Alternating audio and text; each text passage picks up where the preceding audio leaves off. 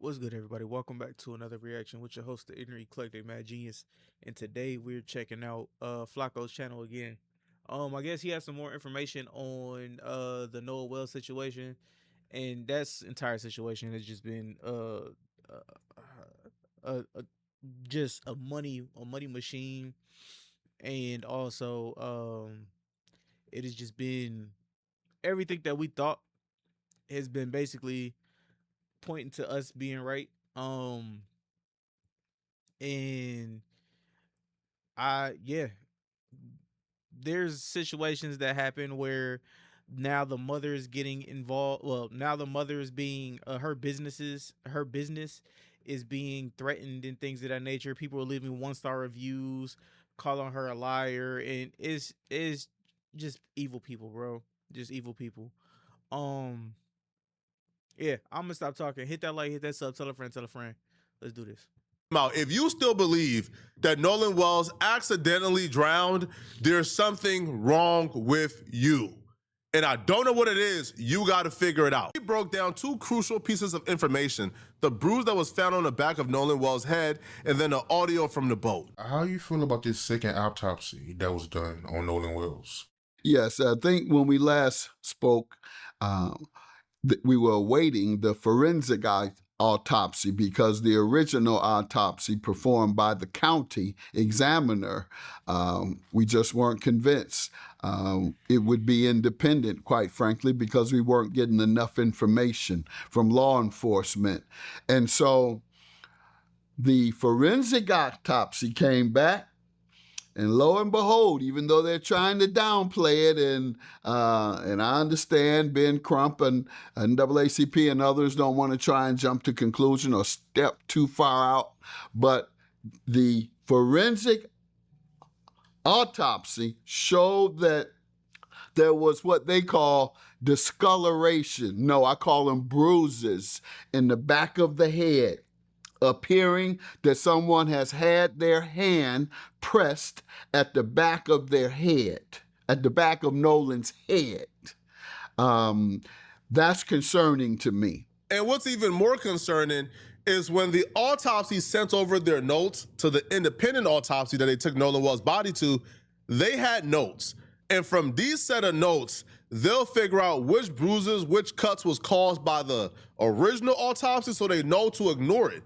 When they checked their notes, the original autopsy failed to reveal there was a bruise at the back of Nolan Wells' head. The independent autopsy, they found the bruise and they reported it.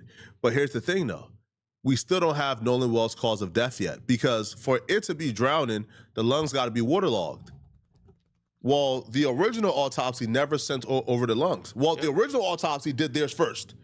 So if you did yours first, wouldn't you have the opportunity to run all the tests and do everything you got to do with the lungs before you sent over the body? Well, they never sent the lungs with the body. So the independent autopsy was unable to determine the cause of death. It was inconclusive.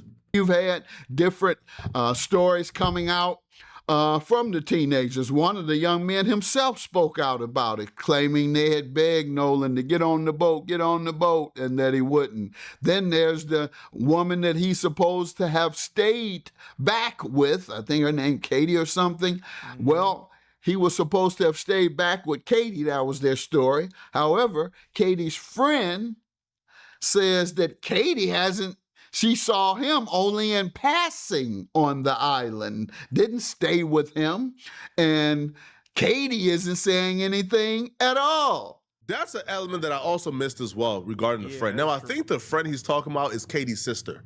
The older sister is kind of downplaying to the extent in which Katie and Nolan Wells was hanging out. But the Katie portion of this, which we have to cover, because the Katie portion like directly debunks the friend's story, right? They claim that Katie will be their alibi, that Katie saw them leave without Nolan. Katie says, no, I didn't. The last time I seen Nolan was when y'all was calling him over. Right? So we're being put in a position where we got to look at a bruise in the back of his head, and that bruise could be anything, right? That bruise could be something that Nolan Wells already had. That could have been something where somebody like knocked Nolan Wells unconscious. Yo, we just seen a video where another man just got arrested for murder, where he knocked out a man and then threw him in the water while the man was unconscious. Was that bruise in the back of Nolan Wells' head a bruise from him being knocked unconscious, then they threw him in the water too? Who knows? But we're being put in a position that I think is very unfair. It's very unfair, where we're being asked to ignore bruises on the body, autopsies like damn near being sabotaged because the lungs were not sent over and the throat was not sent over. The audio where we're hearing people talk about Nolan being dead, the phone being with the friend, we're asked to ignore every red sign there is and be, I guess, as optimistic as you could be in a situation, which is at least he was not murdered. At least he did not die, like forcefully, right? But I don't know, bro. I'm not believing it at all. And I think a judge who his literal job was to make decisions for the last, I don't know, 2 or 3 decades, I think that judge will be able to look at this and make a judgment call that's at least credible, right? Now, if you disagree with the judge, you disagree. But this nonsense of any skepticism is uncredible, that's out the window. So it's a lot of moving parts here. And I'm just hoping it's not one of those, quite frankly, and if his friends didn't have anything to do with it and they truly left him behind, et cetera, et cetera. He has discoloration, bruises on the back of his neck. Something happened. And quite frankly, this is Mississippi, where in 1955, which sparked the civil rights movement, Emmett Till was killed for so-called whistling at a white woman. And now we're hearing Nolan Wells stayed back to be with a white woman. And he turns up dead with bruises behind his neck. That's the And he's not the only individual. Shit, just this last couple years, there's been 6 people that have been, I know 3 of them for sure were 2 of them for sure were hung in Mississippi. And somehow the same individual who did the autopsy on all of their bodies, she had it to where the case was they committed shmushmai. You feel me? And any of the facts didn't make any sense, but it didn't matter because they just swept it under the rug. Listen, I'm sorry. Context I'm putting this in. It's Emmett Till, perhaps, all over. Wow, so you feel like the dynamics between Nolan Wells and Emmett Till is similar? Well, the dynamics are the same. He's with a white woman, or allegedly said something with, or however you view it, with a white woman, and right? there's a suspicion that white men killed him. And that was the case with Emmett Till. He so-called whistled as a kid. 13 was he? Whistled so-called the woman at the store. White woman says he whistled at her. What happened? White men killed him. And that's why I'm making that analogy. But it could altogether be untrue. But I'm making the analogy as a possibility. And that is the case of my thought processes. So it was actually bruises behind his neck. Yes. Yeah, I mean, what else? Why is it only there in the back of your neck, which is coincidentally how you drown somebody? You put the head in the back of the neck and not let them up, and they try and push up. You got a point. But you got the head down, so the head bruises in the back of the neck because somebody tried to hold it down or did hold it down. Again, this is why you need a judge. Bro, I'm so like barbaric. I'm going for the knock him out with a club, throw him in the water. But no, the judge is saying, no, you would have bruises in the back of your neck because somebody had their hand on your neck and they pushed you in the water until you drowned. Come on. Come on. Come on. And here's the thing. They will say, what's the proof of this? What's the proof? Y'all just said it without proof. Okay, what is your explanation for everything then? Right? Since us who were not there, we're asked to provide undoubtable proof, even though all we literally have is theories because we were not present, right? So now let me ask you guys, okay, can you guys explain the bruises in the back of his neck? All right, cool. Can y'all explain the audio that y'all called fake until TMZ posted it, even though Chronicle Speaks and other independent creators posted that audio first? Right. And shout out to that. Okay, that no, lady. you can't explain that? Okay, cool. Can you explain why Warren said that Katie would back up their story, but then Katie said the last time she seen Nolan was when they was calling him over? Can you explain the contradiction between Katie and Warren's story? No? Okay. Well, damn. It looks like y'all don't have an explanation or an answer for none of the things that look bad when it comes to y'all argument, but somehow y'all want us to psychologically break down and show you guys listen, man. Because we weren't there, all we really have is context clues, and we got to piece it together. It's simple as that. Yep. But you guys are unwilling to engage with all the evidence that kind of shows this kid was murdered. Simple as that. Now, Judge Mathis also touched on the audio that got released. And here's what he had to say about the audio. I did not know that existed. And if this is authentic radio transmission between the dispatcher and the caller, then certainly this turns it on its head. They're observing him injured, asking if he's dead. Whoever on that call, Yep. with the technology we have now and with interviews amongst the folks who were there, or the phone that the emergency call came from. The dispatcher has that number. Mm-hmm. Someone can get it. Then you'll go to the person. Well, that company actually, I guess they got disbanded or something like that, where they're no longer doing things, which is wild to me, and also another red flag. Who made the call? Because said, of "What the did you see?" individuals that are involved. This is real easy, if that is the case. So we'll see what they do with this evidence. The fact that there's some audio from the dispatcher where the person calling ask, or in the background, one or the other, ask, "Oh my God, is he dead?" And they said, Nolan, wake up. So that's a whole new level of evidence that I'm interested in seeing where they go with that. And perhaps that's what the prosecutor may have all of this information and say, we're not sharing it because we don't want to bias, we don't want to create bias, et cetera, in the case, because in the media, and she may have that. She may have that and take it right to the grand jury. That's what I'm hoping, if they don't disclose it to the widespread media this week. Here's why I don't believe that. Now, it's one thing if you say, hey, we're not going to share the thorough investigation we're doing that's going to bring answers to Nolan Wells' death. We're not going to share that with the public, but you're not going to share that with Nolan's mama? You're not going to share that with... I don't care if they have hired like Benjamin Crumb. I don't care if they have hired other people to get involved.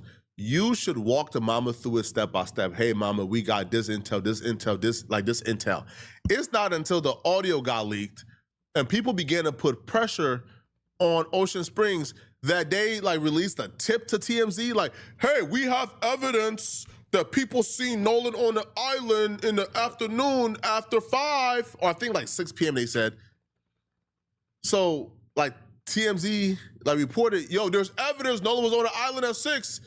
And then you scroll down to the bottom of the article and the evidence is, oh yeah, there's 2 people said they see Nolan. Okay, well, we have Nolan friends who are doing interviews on TikTok, right, saying how they believe these people are guilty and they believe people was washing blood off the boat or out the boat, according to the friend, or she implied that, I should say, because she says they was washing out the boat, right? One of the friends says they seen some of the boys and at a breakfast, and the boys told her, "Well, why would we be looking for him? Y'all like y'all already expect us to kill him."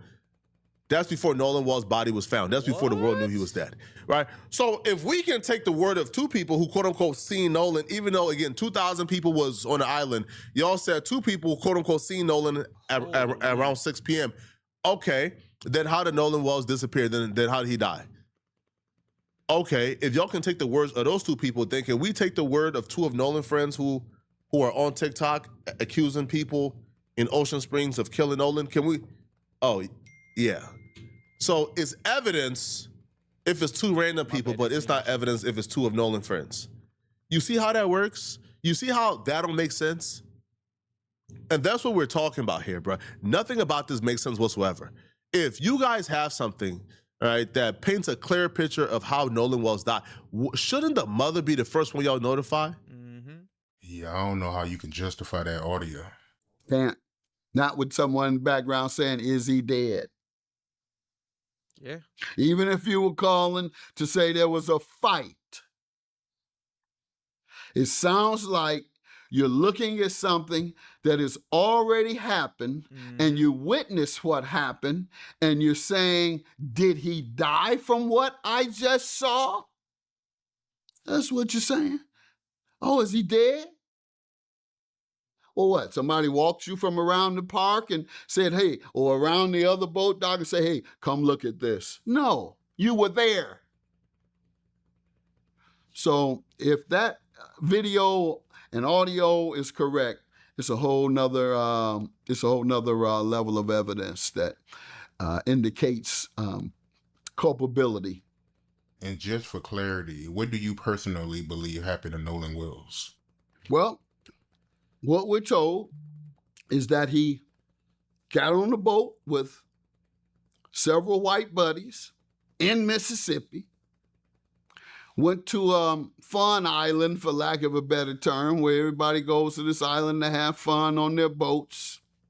Overwhelmingly 90 to 100% white, 99.9 perhaps if you include Nolan. And his buddies say they left him there. He ends up dead. His buddies say, "We left him there and we told him to come, let's go." He refused to go. However, we had his phone. And you claim that everybody puts their phone away when they're on the island. And I don't believe that for 1 minute, that teenagers leave their phones for hours just because they're on the island. Then we have the young lady, Katie, who he allegedly stayed back to be with. Her sister says that they weren't spending a lot of time with Nolan and that they also left without Nolan, meaning they had seen Nolan go somewhere when they were leaving. Did y'all just shake, hug, and walk away? And then someone saw him and said, "Hey, let's get with him because he kissing and hugging on that white woman and we don't play that and don't want to play that?" Or is it, as I think it is, that they had something to do with his drowning? Which, by the way, will make sense with the bruises in the back of the head, because it could be this. But y'all let me know in the comment section, what do you guys think, okay? Yeah, let me know what y'all think in the comments down below. Hit that like, hit that sub, tell a friend, tell a friend. And also, man, literally, just be safe. Please, everybody. Be safe. Yeah, times is I ain't even gonna say different. They just times is timing right now. Love each and every last one of y'all, man. Like usual, the link for their original video will be in the description below. I'll catch you on the next one. Peace.